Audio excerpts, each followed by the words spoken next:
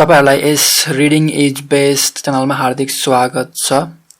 यस भिडियोमा हामीहरुले त्रिभुवन युनिभर्सिटी को post graduate diploma in counselling psychology program को पेपर 3 को unit 4 behaviour theory and technique अन्तर्गत पढ्ने हाम्रो केस स्टडीज को बारेमा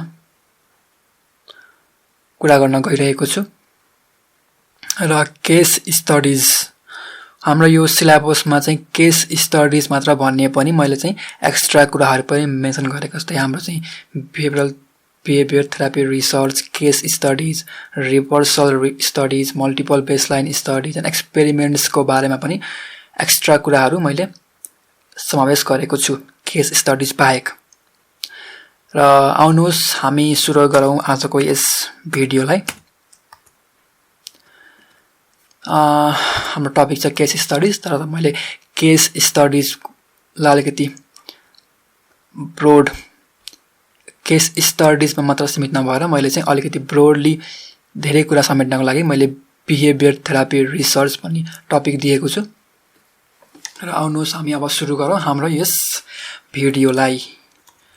र consistent with its scientific ethic, research is an essential part of practice of behavior therapy. Behavior therapy को practice मा चाहिँ research भनेको चाहिँ एकदम आवश्यक पार्ट हो, जसले चाहिँ हामीलाई चाहिँ behavior therapy लाई इम्प्रुभ गर्न र यसको इफेक्टिभनेस एप्लिकेबिलिटी पत्ता लगाउन सहयोग गर्छ। जनरली बिहेभियर थेरापिस्टहरु चाहिँ दुई किसिमको रिसर्चमा इंगेज हुने गर्छन्। सबभन्दा सुरुमा छ हाम्रो आउटकम रिसर्च र अर्को छ हाम्रो प्रोसेस रिसर्च।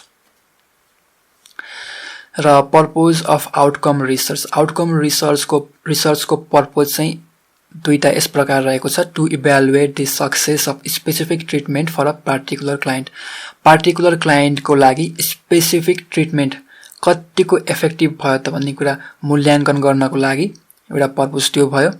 र सेकेन्ड पर्पजमा छ थेरापी प्रोसेसको इफेक्टिभनेसको मूल्याङ्कन गर्नको लागि, थेरापी प्रोसेसको इफेक्टिभनेसको इभ्यालुएसन गर्नको लागि, जुन चाहिँ विभिन्न क्लाइन्टहरुको लागि, थुप्रै क्लाइन्टहरुको लागि हुन सक्छ। वान्स अगेन मैले फेरि भन्न चाहे हाम्रो आउटकम रिसर्चको पर्पज चाहिँ यस प्रकार दुईटा रहेको छ। सबभन्दा पहिला पार्टिकुलर क्लाइन्टको लागि, निश्चित क्लाइन्टको लागि हाम्रो स्पेसिफिक ट्रिटमेन्ट कतिको इफेक्टिभ छ त, कतिको सक्सेसफुल छ त्यो इभ्यालुएट गर्नको लागि। अर्को छ हाम्रो चाहिँ बिहेभियर थेरापी प्रोसेस कतिको इफेक्टिभ छ त भन्ने कुरा इभ्यालुएट गर्नको लागि। र आउटकम रिसर्चले चाहिँ एउटा बेसिक क्वेशनको एन्सर गर्ने गर्छ, त्यो हो डज द थेरापी वर्क, के थेरापीले काम गर्न सक्छ त। आउटकम रिसर्चले हाम्रो यस बेसिक क्वेशनको एन्सर दिने गर्छ। र आउटकम रिसर्च भित्र हाम्रो चाहिँ केस स्टडीज, रिभर्सल स्टडीज र मल्टिपल बेसलाइन स्टडीज छ, जसले चाहिँ इन्डिभिजुअल क्लाइन्टको ट्रिटमेन्ट को सफलता र इफेक्टिभनेसलाई चाहिँ एसेस गर्न अथवा मूल्याङ्कन गर्न, अध्ययन गर्न सहयोग पुर्याउँछ।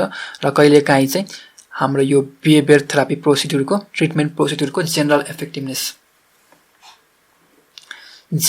इफेक्टिभनेस पनि सहयोग पत्ता लगाउन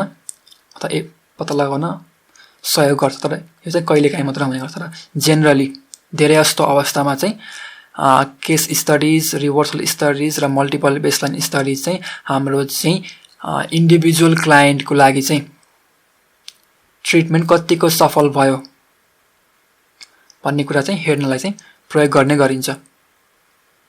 र एक्सपेरिमेन्टमा चाहिँ हाम्रो चाहिँ ग्रुप अफ क्लाइन्ट्स र क्लाइन्ट्सको समूहहरुमा गरिने गरिन्छ एक्सपेरिमेन्ट चाहिँ। र यसले चाहिँ हाम्रो थेरापी प्रोसिड्युर कतिको इफेक्टिभ छ भनेर भ्यालिडेट गर्नलाई युज गर्ने गरिन्छ।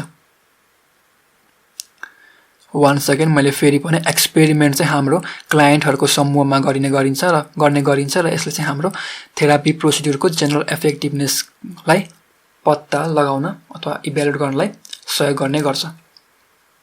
तर केस स्टडिज, रिभर्सल स्टडिज र मल्टिपल बेसलाइन स्टडिज चाहिँ जेनरली चाहिँ इन्डिभिजुअल क्लाइन्टमा चाहिँ हाम्रो ट्रिटमेन्ट कतिको सक्सेसफुल भयो भनेर पत्ता लगाउनलाई सहयोग गर्छ। र यो माथिको त भयो हाम्रो आउटकम रिसर्च र तल छ हाम्रो अर्को छ process research. Process research answers the questions why is a therapy successful and how does it produce change। Process research ले के को एन्सर गर्छ भन्दाखेरि चाहिँ हाम्रो थेरापी किन सक्सेसफुल भयो र यसले कसरी चेन्ज ल्याउँछ प्रोड्युस गर्छ भन्ने क्वेशनको एन्सर गर्ने गर्छ यो हाम्रो process रिसर्चले। Understanding of the mechanism of change that underlie the success of a therapy can contribute to refining the therapy procedures and increasing their effectiveness। हाम्रो थेरापीले ल्याउने चेन्ज को मेकानिजम के हो त, भित्री मेकानिजम के हो त, भित्री गुदी के हो त भन्ने कुरा पत्ता लगाउन सकियो भने चाहिँ हामीले हाम्रो थेरापी प्रोसिड्युरको रिफाइन गर्न सक्छौं र त्यसको इफेक्टिभनेस बढाउन सक्छौं। वान्स अगेन प्रोसेस रिसर्चले हाम्रो थेरापी किन सफल भयो र यसले कसरी चेन्ज ल्याउँछ भन्ने क्वेशनको एन्सर गर्ने गर्छ र यसरी सोधिएको प्रश्नको एन्सर दिदा अथवा यदि हामीले चाहिँ हाम्रो थेरापी प्रोसेसको प्रोसिड्युर अथवा मेकानिजम सफलताको कारण चाहिँ पत्ता लगाउन सक्यौं भने चाहिँ हामीले हाम्रो थेरापी प्रोसिड्युरलाई अझै बढी सुधार्न सक्छौं र यसको इफेक्टिभनेस चाहिँ बढाउन सक्छौं र यो काम भनेको चाहिँ हाम्रो प्रोसेस रिसर्चको जसले चाहिँ थेरापी प्रोसेसको चाहिँ थेरापी प्रोसेस किन सक्सेसफुल भयो र यसले कसरी चेन्ज ल्याउँछ भन्ने क्वेशनको एन्सर गर्ने गर्छ। र यस भिडियोमा हामीले आउटकम रिसर्चको बारेमा हेर्न गइरहेका छौं र हामीसँग चाहिँ 4 प्रकारका आउटकम रिसर्च रहेका छन्। सुरुमा छ हाम्रो केस स्टडिज, त्यसपछि हाम्रो रिभर्सल स्टडिज, त्यसपछि हाम्रो छ मल्टिपल बेसलाइन स्टडिज र चौथो नम्बरमा छ हाम्रो एक्सपेरिमेन्ट्स। केस स्टडिजमा चाहिँ हामीले एउटा स्पेसिफिक क्लाइन्टको बारेमा डिस्क्रिप्ट अथवा डिटेल रूपमा हेर्ने गर्छौं। जस्तै त्यो स्पेसिफिक क्लाइन्टलाई चाहिँ के कुराले चेन्ज ल्यायो त भन्ने बारेमा अथवा कुन टेक्निकले अथवा कुन ट्रिटमेन्टले चेन्ज ल्यायो त भन्ने कुरा बारेमा हामीले चाहिँ डिटेली हेर्ने गर्छौं। यसको युजेजमा चाहिँ therapy beside documenting the success of therapy for an individual, case studies are also useful for describing new therapy procedures and novel application of existing therapies। यो हाम्रो केस स्टडीज चाहिँ कुनै क्लाइन्ट मा भएको सफल प्रोसेस अथवा कुनै क्लाइन्टको सफलतालाई डिस्क्राइब गर्नु बाहेक कुनै क्लाइन्टमा भएको सुधारको सफलता अथवा थेरापीको सफलता बाहेक नयाँ थेरापी प्रोसिड्युरलाई डिस्क्राइब गर्न र हाम्रो नयाँ एप्लिकेसन थेरापीको नयाँ एप्लिकेसन पत्ता लगाउनलाई सहयोग गर्ने गर्छ। वान्स अगेन मैले फेरि भन्न चाहे हाम्रो केस स्टडी चाहिँ हाम्रो कुनै क्लाइन्टको इन्डिभिजुअल क्लाइन्टको चाहिँ क्लाइन्टमा आएको सुधार अथवा सफलतालाई डिस्क्राइब गर्नको लागि बाहेक यो हाम्रो केस स्टडी चाहिँ नयाँ थेरापी प्रोसिड्युरलाई डिस्क्राइब गर्न र हाम्रो एक्जिस्टिङ थेरापिजहरुको एप्लिकेसन पत्ता लगाउनको लागि डिस्क्राइब गर्नको लागि एकदम सहयोगी छ, हेल्पफुल छ। र अर्को हाम्रो युजेज छ, हाम्रो यस केस स्टडीजले चाहिँ हाम्रो थेरापी प्रोसिड्युर थेरापी टेक्निकको चाहिँ पोसिबिलिटी अथवा फिजिबिलिटी डेलिभरीको मेथडलाई कतिको फिजिबल छ, कतिको इफेक्टिभ छ भन्ने कुरा पत्ता लगाउन पनि अथवा डेमोन्स्ट्रेट गर्न पनि सहयोग गर्ने गर्छ, जसले चाहिँ हामीलाई चाहिँ अरु रिसर्च गर्न अथवा अरु एम्पिरिकल टेस्टिङ गर्न चाहिँ ग्राउन्ड वर्क अथवा फाउन्डेसनको रूपमा काम गर्ने गर्छ। र थर्ड नम्बरमा छ हाम्रो चाहिँ जनरली यो केस स्टडी चाहिँ टिचिङ पर्पजको लागि पनि युज गर्ने गरिन्छ। जस्तै केस स्टडीज युज गरेर चाहिँ हामीले विद्यार्थीहरूलाई चाहिँ कसरी हाम्रो बिहेभियर थेरापी चाहिँ एप्लाई गरियो, कसरी हाम्रो बिहेभियर थेरापी युज गरियो भनेर अरूलाई सिकाउन पनि प्रयोग गरिन्छ। र सेकेन्डमा के थियो भन्दाखेरि चाहिँ हाम्रो यो थेरापीको डेलिभरी टेक्निक कतिको फिजिबल छ, कतिको इफेक्टिभ छ भन्ने कुरा डेमोन्स्ट्रेट गर्न पनि युज गरिन्छ र जसले गर्दा हाम्रो चाहिँ यो मैले वन्स अगेन फेरि भन्न चाहे हाम्रो केस स्टडिजले हाम्रो थेरापी प्रोसेसको टेक्निक अथवा थेरापी टेक्निकको डेलिभरी कुनै पार्टिकुलर पपुलेसन अथवा पार्टिकुलर प्रब्लम अथवा पार्टिकुलर सेटिङको लागि कतिको इफेक्टिभ छ कतिको पोसिबल छ सुधार ल्याउनको लागि भन्ने कुरा डेमोन्स्ट्रेट गर्न पनि युज गरिन्छ र यसैमा बेस भएर हामीले फ्युचर रिसर्च अथवा फ्युचर एम्पेरिकल टेस्टिङ पनि गर्न सकिन्छ अथवा हामीलाई गर्न सहयोग गर्छ केस स्टडिजले। यसको लिमिटेसनमा चाहिँ के छ भन्दाखेरि चाहिँ हामीले केस स्टडिजबाट आएको एन्सर अथवा केस स्टडिजबाट आएको कन्क्लुजन चाहिँ हामीले अरू क्लाइन्टमा जेनरलाइज गर्न सक्दैनौँ र तर कहिलेकाहीँ चाहिँ हामीले केस स्टडिज चाहिँ थुप्रै क्लाइन्टहरुमा अथवा क्लाइन्टहरुमा चाहिँ गरेर चाहिँ हाम्रो थेरापीको चाहिँ इफेक्टिभनेस पत्ता लगाउन सक्छौँ। तर त्यसको लागि चाहिँ थुप्रै केस स्टडिजहरु गर्न पर्ने हुन्छ थुप्रै क्लाइन्टहरुको लागि चाहिँ र त्यो गरेर मात्र हामीले चाहिँ कुनै पनि थेरापीको इफेक्टिभनेस पत्ता लगाउन सक्छौँ। तर जेनरली केस स्टडिज सिंगल क्लाइन्टमा गरिएको सिंगल केस स्टडी चाहिँ हामीले जेनरलाइज गर्न सकिन्न। जेनरलाइज गर्ने नै हो भने चाहिँ हामीले थुप्रै क्लाइन्टहरुमा थुप्रै केस स्टडिजहरु गरेर हेर्नुपर्ने हुन्छ त्यो थेरापीको इफेक्टिभनेस पत्ता लगाउनको लागि। र अर्को लिमिटेसन भनेको चाहिँ केस स्टडिजले चाहिँ थेरापी बाहेक अरू कुराहरुले चाहिँ हाम्रो क्लाइन्टको सक्सेसफुलनेस अथवा क्लाइन्टको ट्रिटमेन्टमा असर पार्यो कि पारेन भन्ने कुरा चाहिँ थाहा दिदैन। जस्तै कतिपय अवस्थामा क्लाइन्टको अवस्था चाहिँ थेरापीले नभएर क्लाइन्टको लाइफमा भएको घटनाले चाहिँ गर्दा सुधारिएको हुन सक्छ। जस्तै क्लाइन्टले नयाँ जब पाएर अथवा क्लाइन्टको घरमा प्रब्लम सल्भ भएर क्लाइन्टको समस्या समाधान भएको हुन सक्छ र यो कुराहरु चाहिँ हाम्रो केस स्टडिजले पत्ता लगाउन सक्दैन।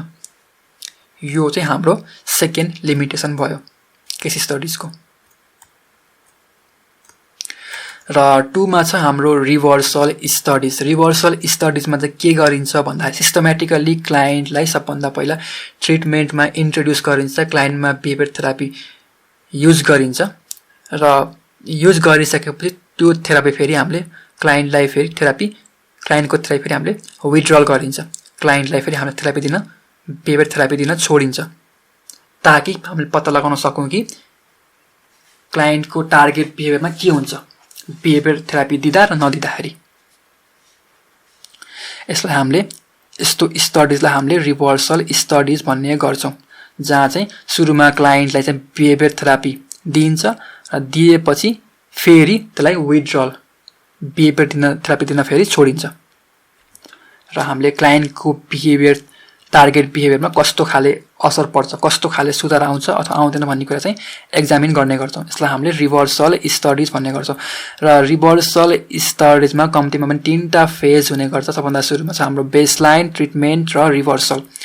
फर्स्ट बेसलाइन फेजमा के गरिन्छ भन्दा अथवा हामीले यसलाई चाहिँ प्री ट्रिटमेन्ट फेज पनि भन्ने गर्छौं। प्री ट्रिटमेन्ट फेज अथवा बेसलाइन फेजमा चाहिँ हाम्रो क्लाइन्टको टार्गेट बिहेभियर लाई हामीले एसेस गर्ने गर्छौं अथवा टार्गेट बिहेभियरको हामीले लेभल पत्ता लगाउने गर्छौं। टार्गेट बिहेभियरको हामीले अवस्था पत्ता लगाउने गर्छौं ताकि हामीले फ्युचरमा कम्पेरिजन गर्न सकियोस्।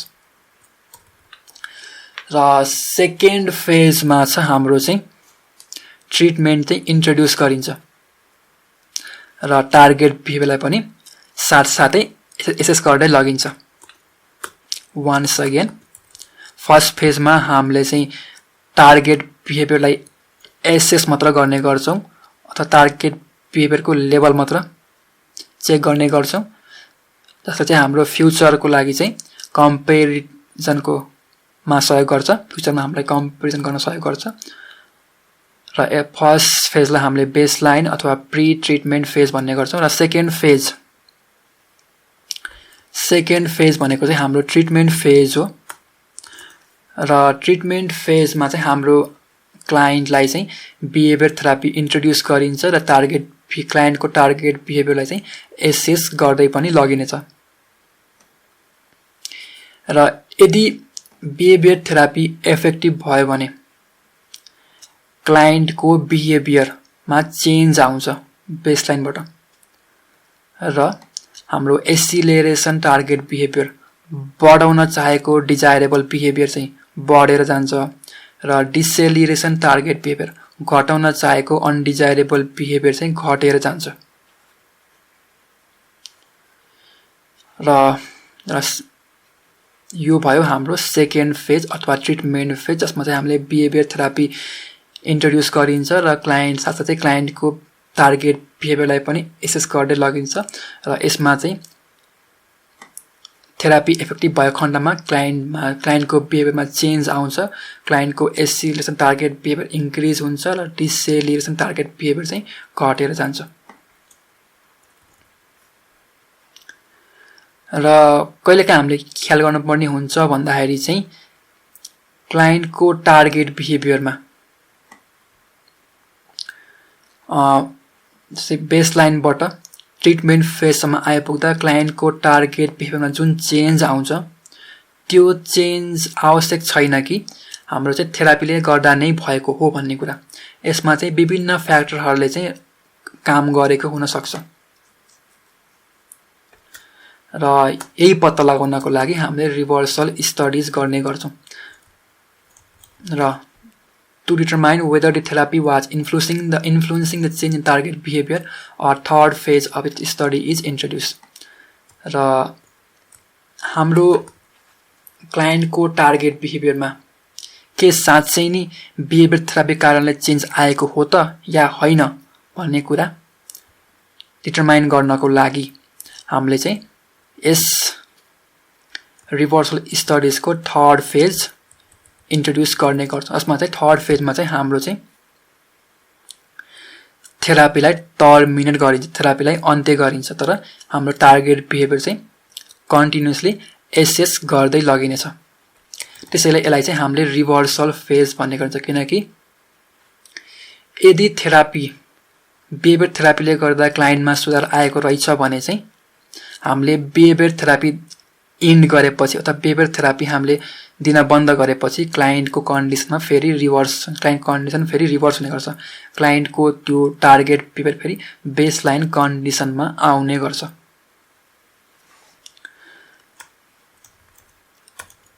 र तर यदि हाम्रो चाहिँ यो क्लाइन्टमा आएको चेन्ज चाहिँ बिहेभियर थेरापीले होइन बरु अरु कुनै फ्याक्टरले आएको छ भने हामीले बिहेभियर थेरापी इन्ड गरे पनि बिहेभियर थेरापीको अन्त्य गरे पनि क्लाइन्टको त्यो इम्प्रुभमेन्ट चाहिँ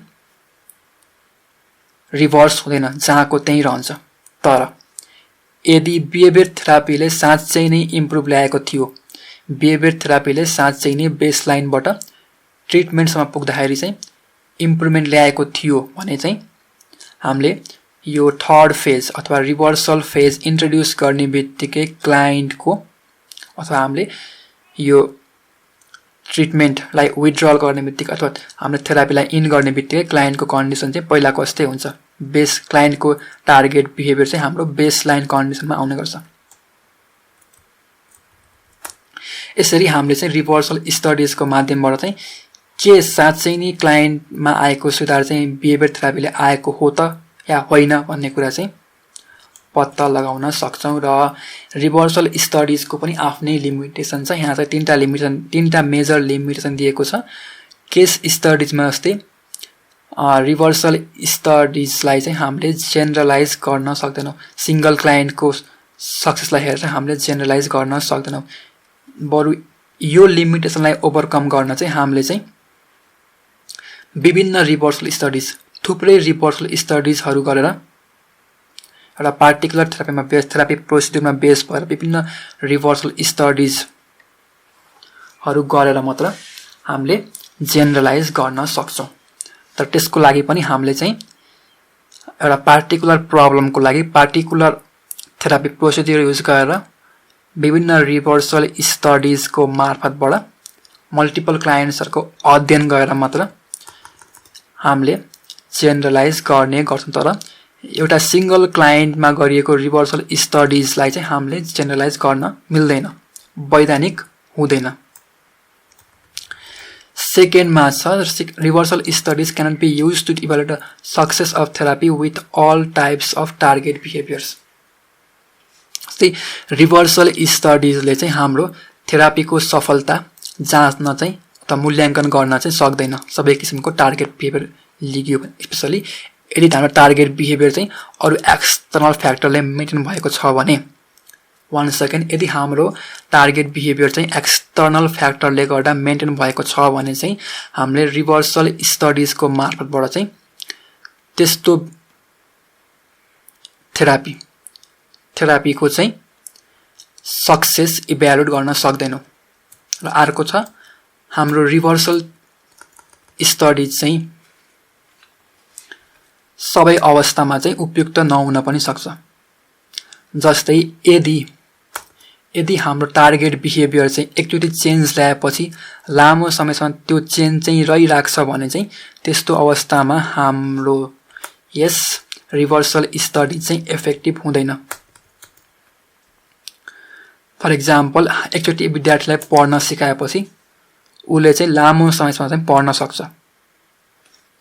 र त्यस्तो केसको लागि चाहिँ हामीले रिभर्सल स्टडिज युज गर्न सक्दैनौँ, किनकि रिभर्सल स्टडिजमा चाहिँ हामीले ट्रिटमेन्ट बिहेभियर थेरापीको ट्रिटमेन्ट छोड्ने बित्तिकै हाम्रो क्लाइन्टको चाहिँ त्यो इम्प्रुभमेन्ट चाहिँ रिभर्स हुनुपर्ने हुन्छ। तर यदि इम्प्रुभमेन्ट रिभर्स हुनलाई एकदम टाइम लाग्ने अथवा रिभर्स नै नहुने खण्डमा चाहिँ हामीले चाहिँ यस रिभर्सल स्टडिज चाहिँ युज गर्न सक्दैनौँ। यसको प्राइम एक्जाम्पल भनेको स्टडिङ स्किल, किनकि एकचोटि कसैले सिकेपछि उसले चाहिँ लामो समयसम्म चाहिँ एकचोटि कसैले पढ्न सिकेपछि उसले चाहिँ लामो समयसम्म चाहिँ पढ्न जानिराखेको हुन्छ।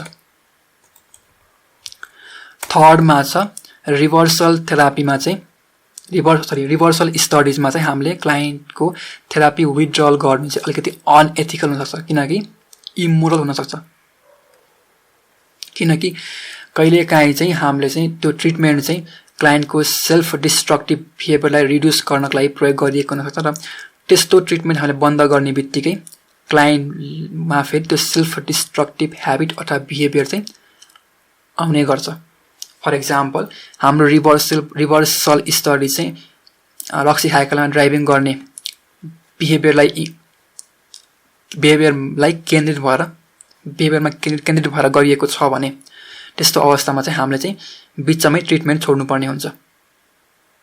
ट्रिटमेन्ट छोड्ने बित्तिकै व्यक्तिको त्यो रक्सी खाएर गाडी चलाउने बानी फेरि आउने गर्छ, जस कारणले चाहिँ व्यक्ति चाहिँ दुर्घटनामा पर्न सक्छ। यस कारणले हाम्रो रिभर्सल स्टडी चाहिँ अलिकति अनएथिकल छ। र मल्टिपल बेसलाइन स्टडिजले चाहिँ हाम्रो यो रिभर्सल स्टडिजको सेकेन्ड र थर्ड लिमिटेसनलाई पार गर्न सक्छ र कतिपय अवस्थामा फर्स्ट लिमिटेसनलाई पनि पार गर्न सक्छ। अब आउनुहोस् हामी हेरौँ थर्डमा multiple baseline studies. Multiple baseline स्टडिजमा चाहिँ हामीले मल्टिपल टार्गेट बिहेभियर्स, विभिन्न टार्गेट बिहेभियर्स र मल्टिपल क्लाइन्ट्स, डिफ्रेन्ट क्लाइन्ट्सहरू र डिफ्रेन्ट सेटिङ्समा चाहिँ थेरापीको इफेक्टिभनेस अथवा थेरापीको बारेमा स्टडी गर्ने गर्छौँ। Purpose of the multiple baseline studies, एउटा पर्पोज भनेको चाहिँ थेरापीको इफेक्टिभनेस, मल्टिपल टार्गेट बिहेभियर्समा थेरापीको इफेक्टिभनेस कतिको छ भन्ने कुरा जाँच्नको लागि। सेकेन्ड पर्पोज भनेको चाहिँ के थेरापी चाहिँ डिफ्रेन्ट क्लाइन्टहरूमा चाहिँ इफेक्टिभ छ त भन्ने कुरा जाँच्नको लागि। थर्ड पर्पोज छ हाम्रो के थेरापी चाहिँ डिफ्रेन्ट सेटिङहरूमा पनि त्यत्तिकै इफेक्टिभ छ, जस्तै घरमा त्यत्तिकै इफेक्टिभ छ त अथवा वर्कमा त्यत्तिकै इफेक्टिभ छ त भन्ने कुरा, डिफ्रेन्ट सेटिङहरूमा कतिको इफेक्टिभ छ भन्ने कुरा जाँच्नको लागि। यो त भए हाम्रो मल्टिपल बेसलाइन स्टडिजको 3टा पर्पोजहरू। र यदि हाम्रो थेरापी चाहिँ क्लाइन्टमा चेन्ज ल्याउनको लागि रेस्पोन्सिबल छ भने चाहिँ हाम्रो थेरापी इन्ट्रोड्युस गरेपछि क्लाइन्टमा चेन्ज आउने गर्छ।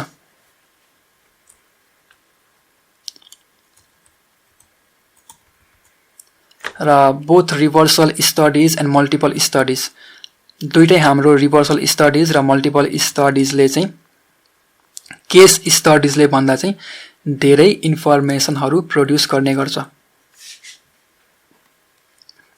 किनकि हाम्रो यो रिभर्सल स्टडिज र मल्टिपल बेसलाइन स्टडिजमा चाहिँ सिस्टमेटिक कम्पेरिजन गर्ने गर्दा चाहिँ ट्रिटमेन्ट भएको अवस्थामा नभएको अवस्थामा कस्तो खाले चेन्ज आउँछ र आउँदैन भन्ने कुरा चाहिँ हामीले सिस्टमेटिकली कम्पेरिजन गर्ने गर्छौँ यस रिभर्सल र मल्टिपल बेसलाइन स्टडिजमा।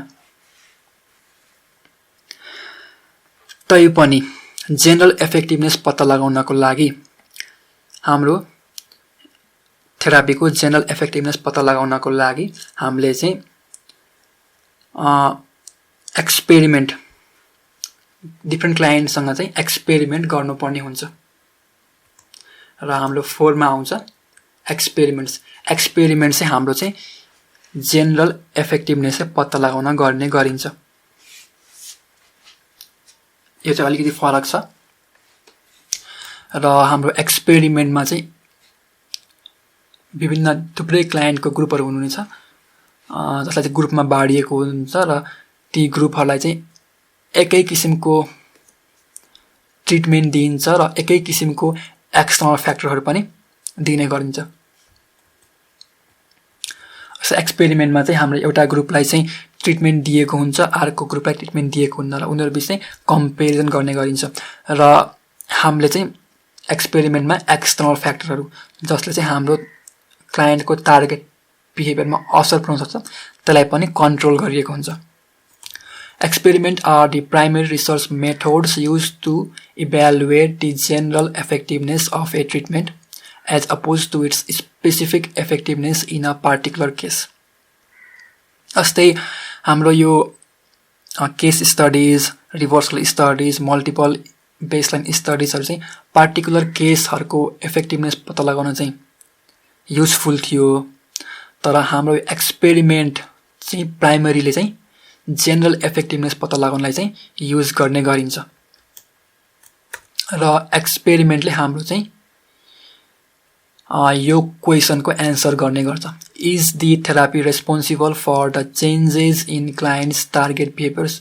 के थेरापी चाहिँ क्लाइन्टको टार्गेट बिहेभियरमा आएको चेन्जको लागि रेस्पोन्सिबल छ त भन्ने कुराको एन्सर गर्ने गर्छ र यो क्वेसन चाहिँ हामीले एन्सर गर्न सक्छौँ किनकि बिकज हाम्रो एक्सपेरिमेन्टमा चाहिँ हाम्रो एक्सटर्नल फ्याक्टरहरूलाई चाहिँ कन्ट्रोल गरिएको हुन्छ। मैले अघि नै भनिसकेँ हाम्रो यो एक्सपेरिमेन्टमा चाहिँ हाम्रो यो थेरापी बाहेक अरू फ्याक्टरहरू जसले चाहिँ हाम्रो क्लाइन्टको प्रब्लमलाई एफेक्ट गर्न सक्छ त्यो कुराहरूलाई चाहिँ कन्ट्रोल गरिएको हुन्छ। Motivation to change and beneficial changes in one's life यी कुराहरूलाई चाहिँ कन्ट्रोल गरेको हुन्छ। यस कारणले हामीले चाहिँ बिहेभियर थेरापीको इफेक्टिभनेस अथवा बिहेभियर थेरापीको सक्सेसफुलनेस चाहिँ हामीले राम्रोसँग र स्योर भएर इभ्यालुएट गर्न सक्छौँ।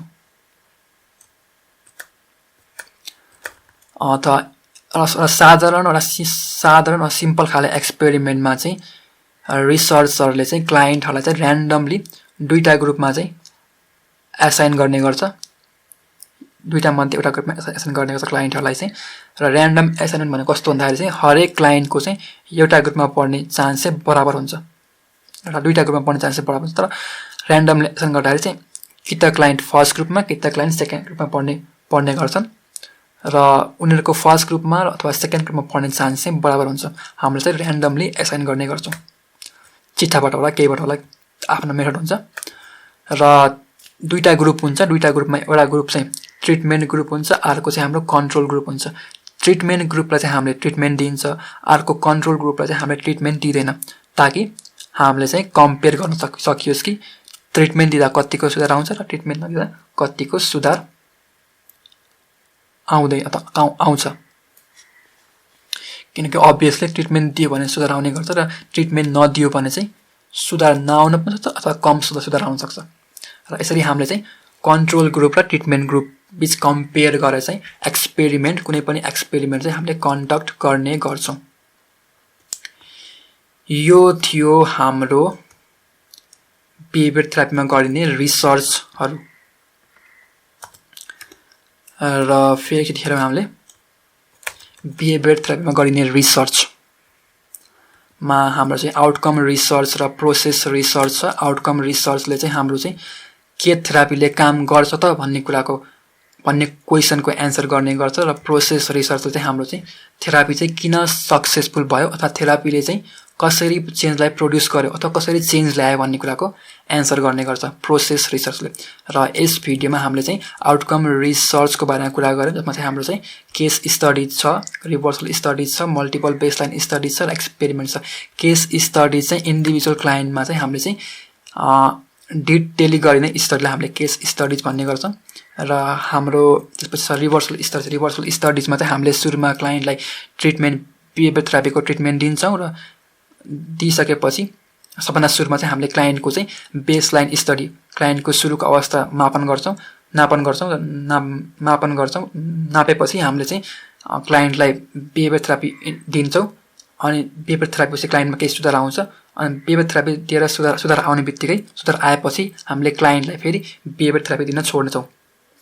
अनि हामीले त्यो पहिलाको त्यो आएको इम्प्रुभमेन्टलाई फेरि रिभर्स गर्ने गर्छौँ, so that we can understand कि whether behavior therapy has really brought the change in person's behavior। यसरी हामीले थाहा पाउन सक्छौँ कि के बिहेभियर थेरापीले साँच्चै नै क्लाइन्टको टार्गेट बिहेभियरमा चेन्ज ल्याएको हो कि होइन भन्ने कुरा। र अर्को मल्टिपल बेसलाइन स्टडिजमा हामीले विभिन्न एस्पेक्टहरूको बारेमा अध्ययन गर्ने गर्छौँ। जस्तै हाम्रो बिहेभियर थेरापीले मल्टिपल टार्गेट बिहेभियरमा कस्तो खाले इफेक्टिभनेस ल्याउँछ, कस्तो खाले इफेक्टिभ छ मल्टिपल टार्गेट बिहेभियर्सको लागि, अथवा मल्टिपल डिफ्रेन्ट क्लाइन्ट्सको लागि हाम्रो थेरापी कतिको इफेक्टिभ छ, अथवा डिफ्रेन्ट सेटिङमा हाम्रो थेरापी कतिको इफेक्टिभ छ भन्ने कुरा चाहिँ मल्टिपल बेसलाइन स्टडिजले पत्ता लगाउने गर्छ। त्यसपछि चाहिँ हाम्रो एक्सपेरिमेन्ट, हाम्रो केस स्टडिज, हाम्रो रिभर्सल स्टडिज र हाम्रो मल्टिपल बेसलाइन स्टडिजले चाहिँ इन्डिभिजुअल क्लाइन्टको अथवा स्पेसिफिक क्लाइन्टलाई बढी फोकस गर्ने गर्छ अथवा स्पेसिफिक केसलाई बढी फोकस गर्ने गर्छ। तर हाम्रो एक्सपेरिमेन्टले चाहिँ विभिन्न ग्रुप अफ क्लाइन्टको समूहलाई फोकस गर्ने गर्छ, जहाँ कि हाम्रो क्लाइन्टलाई चाहिँ दुईवटा ग्रुपमा डिभाइड गरिन्छ। एउटा ग्रुपलाई ट्रिटमेन्ट दिन्छ, अर्को ग्रुपलाई ट्रिटमेन्ट दिँदैन। र दुईवटा ग्रुपमा आएको सुधार अथवा डिफ्रेन्सलाई हामीले कम्पेरिजन गर्ने गरिन्छ। यो थियो हाम्रो बिहेभियर थेरापीमा हुने रिसर्चका तरिकाहरू। र यदि तपाईँलाई बिहेभियर थेरापीको बारेमा थप कुरा जान्ने मन छ भने मेरो च्यानलमा गएर हेर्न सक्नुहुन्छ। सोही क्रममा च्यानललाई सब्सक्राइब पनि गर्न सक्नुहुन्छ। यदि तपाईँलाई यो भिडियो मन पर्यो भने लाइक र कमेन्ट गर्न सक्नुहुन्छ, कमेन्ट गर्नुहोस्। र यति भन्दै म यस बिहेभियर थेरापीको यस भिडियोलाई यहीँ अन्त्य गर्न चाहन्छु। यतिन्जेल भिडियो हेरिदिनु भएकोमा धन्यवाद। Thank you for watching this video.